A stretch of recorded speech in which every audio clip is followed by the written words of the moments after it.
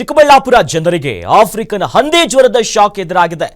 ಚಿಂತಾಮಣಿ ತಾಲೂಕಿನ ಹೆಬ್ಬರಿ ಗ್ರಾಮದಲ್ಲಿ ಆತಂಕ ಶುರುವಾಗಿದೆ.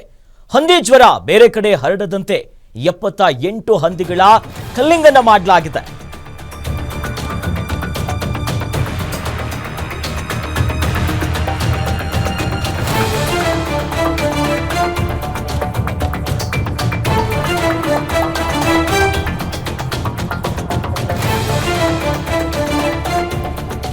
ಚಿಕ್ಕಬಳ್ಳಾಪುರದ ಜನರಿಗೆ ಆಫ್ರಿಕನ್ ಹಂದಿ ಜ್ವರದ ಶಾಕ್ ಎದುರಾಗಿದೆ. ಚಿಂತಾಮಣಿ ತಾಲೂಕಿನ ಹೆಬ್ಬರಿ ಗ್ರಾಮದಲ್ಲಿ ಆತಂಕ ಮನೆ ಮಾಡಿದೆ. ಹಂದಿ ಜ್ವರ ಬೇರೆ ಕಡೆ ಹರಡದಂತೆ 78 ಹಂದಿಗಳ ಕಲ್ಲಿಂಗಾಗಿದೆ. ಹೆಬ್ಬರಿ ಗ್ರಾಮಕ್ಕೆ ಈಗ ಅಧಿಕಾರಿಗಳು ದೌಡಾಯಿಸಿದ್ದಾರೆ.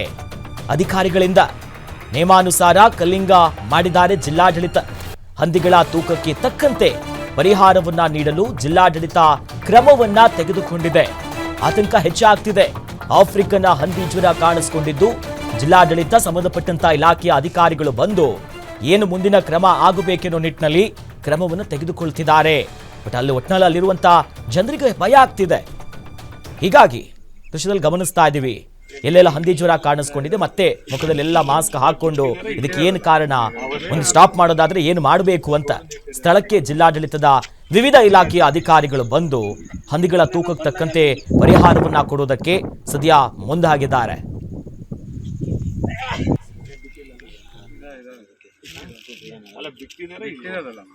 ಸ್ಯಾಂಪಲ್ಸ್ ಕೂಡ ನಾವು ಕಳಿಸ್ಕೊಟ್ಟಿದ್ದು ಪಾಸಿಟಿವ್ ಬಂದಿದೆ.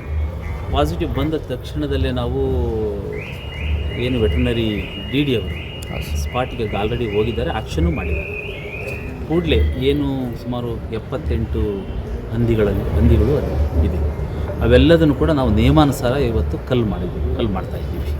ಕಲ್ಲು ಮಾಡಿ ಹೆಂಗೆ ಅಕ್ಕಿ ಜ್ವರ ಬಂದಾಗ ನಾವು ಯಾವ ರೀತಿ ಒಂದು ಕ್ರಮವನ್ನು ತೆಗೆದುಕೊಂಡಿದ್ವೋ ಅದೇ ಮಾದರಿಯಲ್ಲಿ ನಾವು ಹಂದಿಗಳನ್ನು ಕೊಲ್ತಕ್ಕಂಥ ಕೆಲಸವನ್ನು ಕೂಡ ನಿಯಮಾನುಸಾರ ಮಾಡ್ತೀವಿ. ಜೊತೆಗೆ ಅವುಗಳನ್ನ ವೆಯ್ಟ್ ಮಾಡ್ತೀವಿ.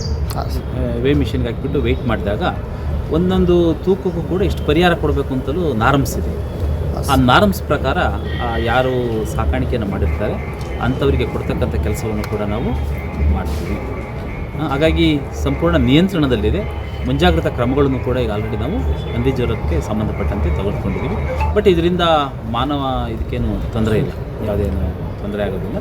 ಬಟ್ ಆದರೂ ಕೂಡ ಇದು ಸ್ಪ್ರೆಡ್ ಆಗಬಾರ್ದು, ಮತ್ತು ಒಂದು ಕಡೆಯಿಂದ ಮತ್ತೊಂದು ಕಡೆಗೆ ಸ್ಪ್ರೆಡ್ ಆಗಿ ಮುಂದೆ ವಿಪರೀತವಾದಂಥ ಇದು ಆಗಬಾರ್ದು ಅನ್ನೋ ಉದ್ದೇಶಕ್ಕೋಸ್ಕರನೇ ಇಮಿಡಿಯೇಟ್ಲಿ ಕಂಟ್ರೋಲಲ್ಲಿ ಇದೆ.